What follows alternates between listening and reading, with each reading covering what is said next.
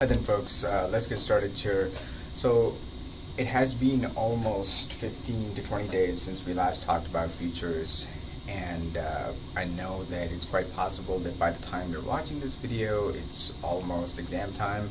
So it has been a while since you have probably reviewed this material, so I just want to briefly go over the three main ideas that we talked about in chapter 10. So that's futures, hedging, and options. Okay, so we'll start with futures just as a quick brief review. Okay, so if you have a short position,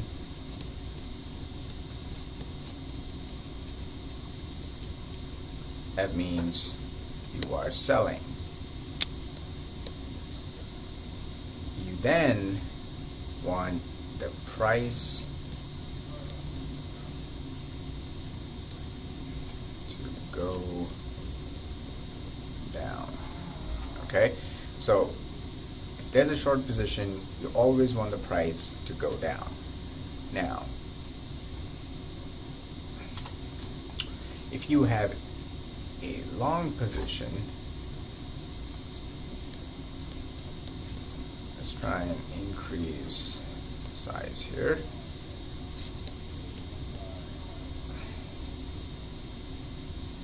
You want, which is a buying contract, you want price to go up. Okay, so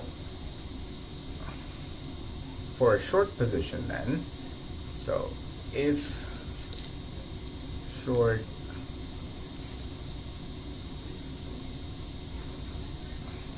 profit is equal to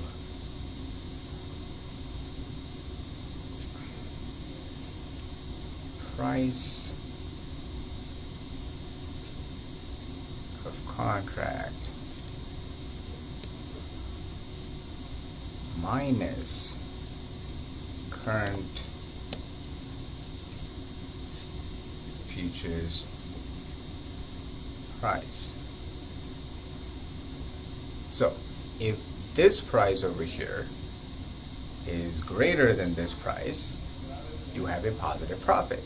And if that is not the case, that is, if this price is greater than this price over here, then you're going to have a loss. Okay, so let's then move on to the other case, that is if you have a long position. So for a long position, profit is equal to current minus price of contract. You want the price to go up. Okay, so this price, the price now should be greater than this price over here. Okay,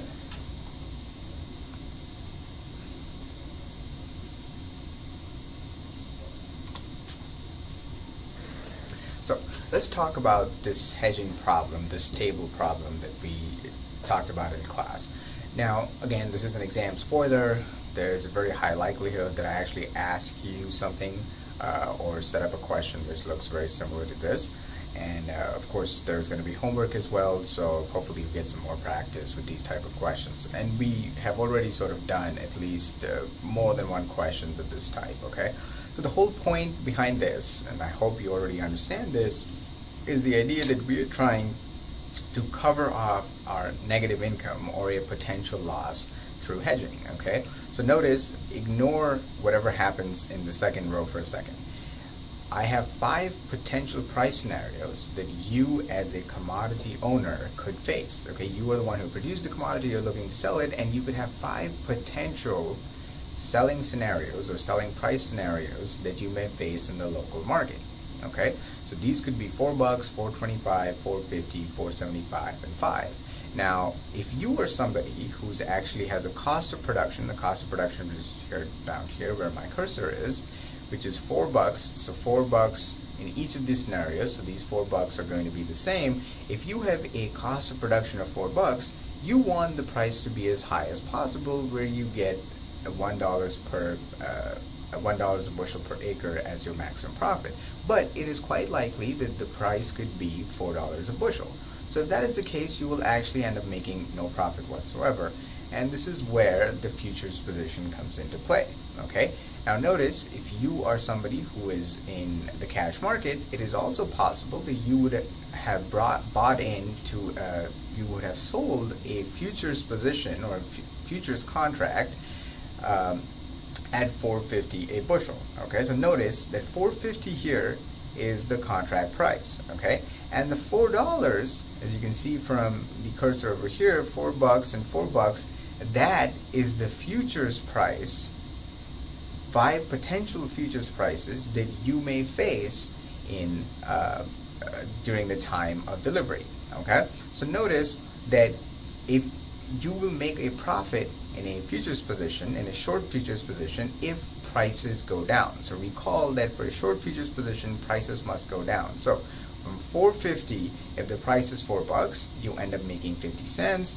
If the price goes down to $4.25, you end up making 25 cents. If the price remains the same, you don't make any profit. If the price increases, that is, price is higher than the contract, and as we looked at before, you're going to lose 25 cents. And if the prices go up even further, that is to $5 a bushel, you will lose 50 cents. Okay. So notice, if you have a short futures position going along with a position in the local market, you then have to see what your total profit or loss is going to be. Okay, so the whole point is you're going to sell in the local equity, but then you're going to calculate what your futures position, what the profit or loss from your futures position. Okay, so if the price in the market is $4, then you make 50 cents in the futures position and you make $0 in the equity market. So your total profit then is going to be 0 plus 50, which is 50 cents. If the price is $4.25, then you make 25 cents in the equity market and you make 25 cents in the futures position, so the total profit is 50 cents. However, if the price is $4.50, okay, you only make money in the equity market, so you make 50 cents here, but notice since the short futures position, you took the contract at $4.50 and the price now is $4.50, you make $0 here, so your total profit again is 50 cents. And if you do this for any of these 5 potential pricing scenarios, you will notice that you will end up with a 50-cent profit throughout. Now notice, you may think that, hey, if I had just been in the equity market and the price would have been 5, I could have made more profit. And that is true. You could have made more profit had the price turned out to be $5 and you were not in a futures position. But then that's not how life always works. The whole point is to hedge. So in that scenario, whatever this price was, for between 4 and 5, you always end up with a 50-cent profit. Okay? So, and you can, in fact, if you go back further, if the price instead of being $4 is, let's say, $3.75, you will find that there's always going to be a 50-cent profit that is waiting for you. Okay, so in this scenario, we have what is known as the perfect hedge. Okay, so just following up from before, I wanted to point out from the slide that we were just looking at, which is this one over here, notice how the profit is consistently 50 cents, and then you can see that on the graph as well. Notice here below you have the red line, which indicates your cash market value, and the green line, which indicates the futures market value, and then the blue line indicates the payoff. Notice that since you are in the cash market, you always want the local price, whatever the local market is offering, you want that price received to be as high as possible. So if that price increases, so let's say the price goes from, I don't know, $3.75 to $5.25 and beyond, you will always get a positive and a higher return. Okay? Versus in a futures market where you have a short position, you want the prices to go down. Okay, so notice if the price increases, as is happening on the x-axis, your profits are going to go down as well. You want the price to decrease, not increase, as is happening here. However, because we have a perfect hedge, because we have the cash market and the futures position, your payoff in fact is going to be this blue line, this constant line. No matter what happens to the price on this axis, if it goes in this direction or it goes in this direction, you are always going to get a fixed 50-cent profit. Right then, folks, so let's look at this other question that we sort of talked about in the class, but I felt like this question sort of confused a few people, especially because the type of approach we were doing here, it's a different kind of a futures contract, okay? But let's go through the question one more time and see what the question's sort of talking about, okay? Notice, in this question, you are a feedlot operator. You will need to purchase feeder cattle in June, and you will do so on the local market, okay? So the whole point is you need to purchase feeder cattle so that you can sell the fed cattle at $1.50 a pound. Okay, you have an agreement with somebody who has agreed to take your fed cattle at $1.50 a pound. Okay, so the thing then is, how do you lock in a profit? Okay, so the first question is asking, what position are you in the local market? Now notice, you will need to purchase feeder cattle, and you will do so on the local market. Since the word purchase is said here, in this case, you are going to be in a long position, okay?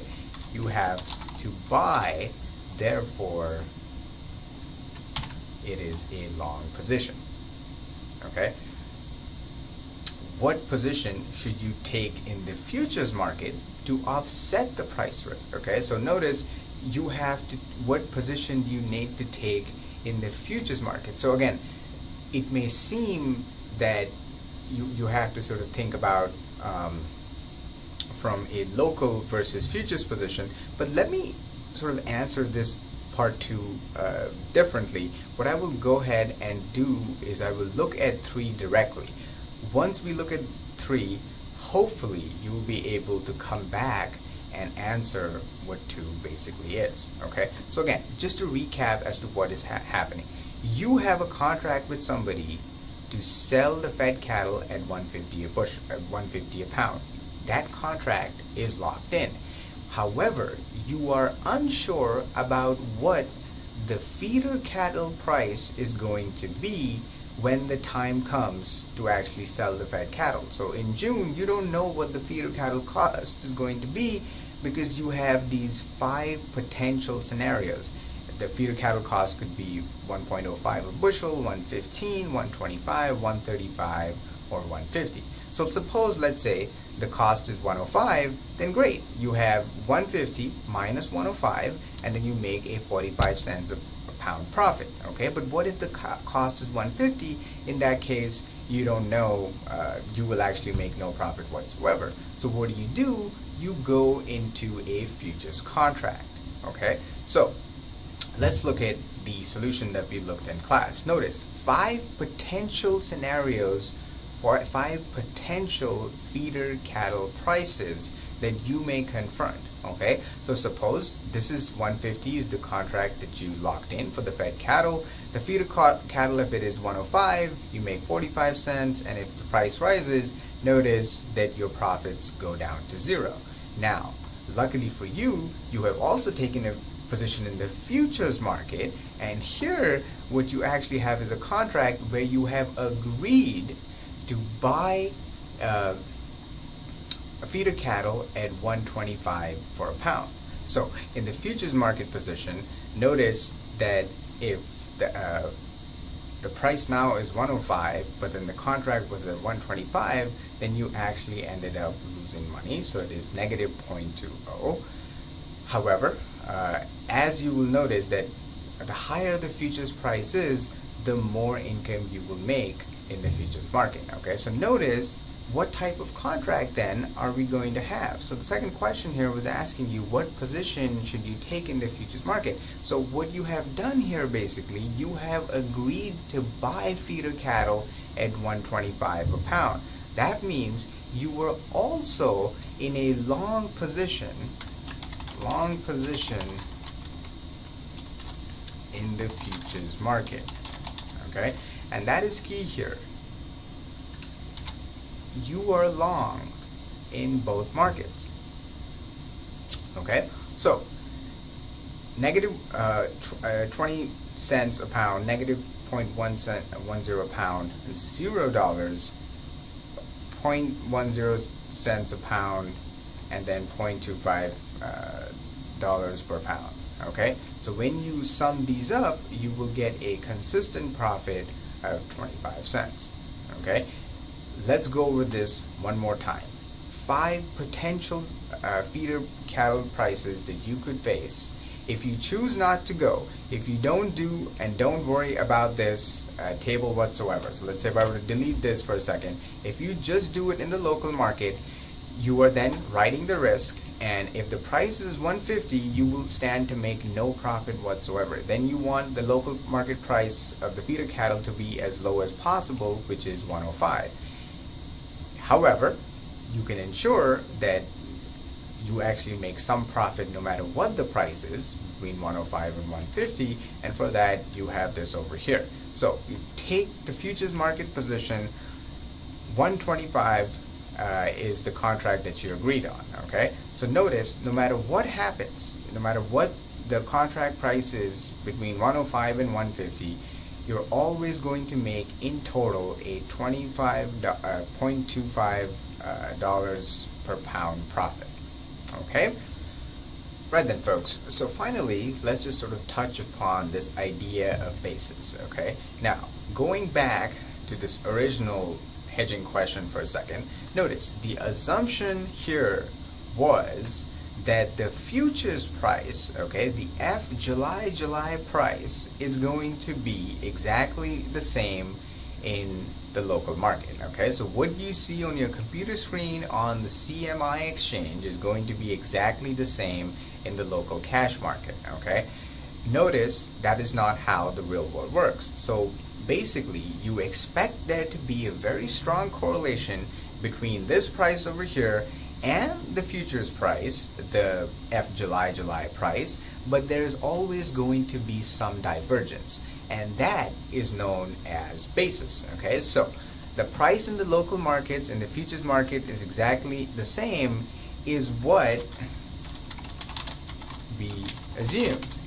Okay, but in reality what you have is basis, which is simply the difference between the futures price and the local spot price, also known as local cash price. Okay, so this would be the local cash price is, let's say, what the price you have at the elevator, versus the futures price is what you see on your computer screen that is on the CMI exchange. So the difference between the two is what is known as basis. Now, why is this important? It is important because this price that you see here where my cursor is, 425, 450, instead of being exactly the same as the top row over here, you're going to see something slightly different. So maybe this is like 395 or 390, and this is like 415 or something along those lines. So the total per unit profit or loss that you're making is going to be altered by the amount of bases that you actually have. Okay, so please make sure that when you're actually calculating the total per unit profit, you're considering what the basis actually is. Now, we also did a question in class, which I believe is this one over here, so please make sure that you review this so that you know that we're actually talking about the profit and loss even when we incorporate what the basis actually is. Okay, so finally, let's talk about everybody's favorite topic, and that is options. Okay, so notice we had 3 main ideas that we were talking about with options. Okay, now notice when we talk about options, we are talking about the right to buy or sell something. Okay, it does not necessarily mean owning the stock or it does not necessarily mean being in a futures position. It is the right to be in a buy or sell contract. Okay, so that is the key difference from, let's say, a futures position directly. Okay, so the three main things that we talked about here, and how do we really determine whether we have a profit or a loss, is this idea of the X, S, and P. Okay, so what is the P? What is X? X is nothing but the strike price. Okay, so this is the strike price of the option. Okay, the S is known as the spot price of the asset. Could be a stock or a futures contract, as discussed. And then P is the premium or the cost of purchasing an option. Okay, so these are the three main ideas associated with an option. Now, how many types of options do we have? We have what is known as a call option and a put option. Okay, what is a call option? A call option is right to buy stock/futures contract, but not obligated. Okay, so you are under no compulsion to exercise the option, but you have the right to buy. Okay, and then what is put? Put, of course, is the exact opposite, that is the right to sell. Okay, so then the question becomes, how exactly are we determining what the profit or loss is going to be, and whether or not you're going to exercise the option? Okay, so the idea simply is that, let's say you have some stock. Okay, so the stock right now, current price of stock is, let's say, $1.50. Okay, now you anticipate that this stock price is going to go up. So let's say it's an anticipated price is $1.65. Okay, but of course you're not sure about the fact that this is actually going to happen. Okay, so what do? You want to sort of hedge your bet. So what you do is you buy what is known as a call option, so that you get the right to buy the said stock. Okay, so let's say you bought the option, the call option, for some amount P. Notice P is the premium, the price of the option, which has strike price of, let's say, 55. Okay, so now all you simply have is you have the right to buy the stock at 55 bucks. Okay, so if the spot price is in fact, let's say, 70 bucks, will you actually buy it? Yes, you will go ahead and exercise the option, simply because in this case your S is greater than your S. Okay, so the whole intuition is you can buy the stock, you have the right to buy the stock at $55. Okay, but the spot price is 70, so you can buy at 55 bucks and then you can sell in the market for 70, so that you're going to have a profit of 15. Now notice that your profit is not exactly going to be 15, because you have to consider what the cost of the option is, which is P. So your profit is calculated in this case, if S is in fact greater than S, it is going to be S minus X minus P.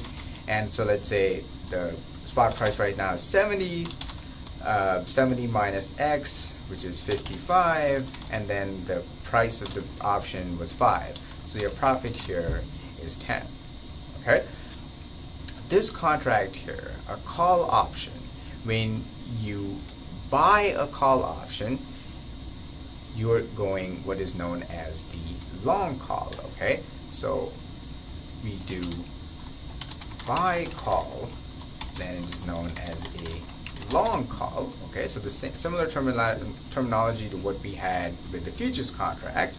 And then if you have a short call, okay, so then in that case, or let's say if you are selling a call, so let me be consistent. So if you sell call, you have what is known as a short call, okay? The similar terminology to the futures, okay? Now, this is all good as far as calls go. What about puts though? What do puts really mean? So the idea again, just to scroll back up here, you have the right to sell. So if you have the right to sell, then what you want is you want the price to basically go down. Okay, so think about it. Think about this from a farmer's perspective, whether you have a futures contract or you're just simply somebody who has a stock. Okay, so let's say you are in a long put. Okay, so you bought the put option. That means you have the right to sell at X. Remember, X is the strike price. Okay, strike price of the option. Okay, so suppose you have a strike price of, let's say, 55, so X is 55, but then the spot price right now is 40. So what do? Notice, since X is greater than S, you're going to go ahead and exercise the option. So what is your profit then going to be? It is simply going to be X minus S minus P. Okay? So this is what your profit is going to be. So let's put some numbers here. And so this was X minus 40 minus, let's say, the premium or the cost of the option was 10 bucks. Okay? So your profit then in this case is going to be $5. Okay, so that's pretty much the idea for a long call. Okay, the right to buy versus a right to sell. Okay, so again, let's talk about the case when the option is not exercised. So suppose the spot price, instead of being 70 for this case, the spot price was in fact 50. Okay, so if the spot price was 50 and the strike price is 55, will you exercise the option? You will not. You will not exercise the option because S is in fact lower than X for this particular call option. Okay, so however, when you calculate your profit, you have to still consider this premium. So the premium is the cost you paid for the option, and that cost will be incorporated here. So this stuff doesn't matter, but this stuff will still matter. So this is a cost for you, so you in fact end up losing $5 because you did not exercise the option. Okay, so that's the idea there. Same case here with the long put. Now, if you have let's say a strike price of 55 and the spot price, instead of being 40, ended up being I don't know, let's say 65 bucks. Okay, so now you have the right to sell at 55, but the actual spot price is 65, so it doesn't make sense for you to exercise because you can actually sell the stock for 65. So why would you exercise your right to 55 when you can sell it for a higher amount? So this thing does not matter over here because S is in fact greater than X, so the profit equation will not contain these two terms. It will, however, contain this final term, which is the cost of the premium, so you end up losing the amount that you paid for to buy the option. Okay, so that's the idea over there. Now, finally, what happens for opposing positions? Okay, so we looked at, let's say, the long call, and the opposing position is the short call. How do you calculate how much they earn or not? So here's what we discussed in class, and I will repeat myself. If you have a long call, okay, if you are somebody who bought the call option, that means there must be an opposing party who went into the short call with you. Okay, so if you made money, that means the other party ended up losing money, and in fact the loss is exactly similar to what you made. Okay, so how do we then calculate the profit or loss for a short call? You simply calculate every particular question from the perspective of a long position, and then simply flip the sign of P/L, that is profit/loss, to obtain solution for the short position, for the short call. Okay, and the exact same case goes for puts. If you have a long put, calculate long put, flip sign to find out answer for short put. Okay, that's all there is to it. Okay, so all the concepts that we have talked about today, what I will urge you to do is whatever you're not understanding, stop, pause the video, watch it over and over again so that you understand and are internally clear about each of these concepts. Okay, so that's pretty much it.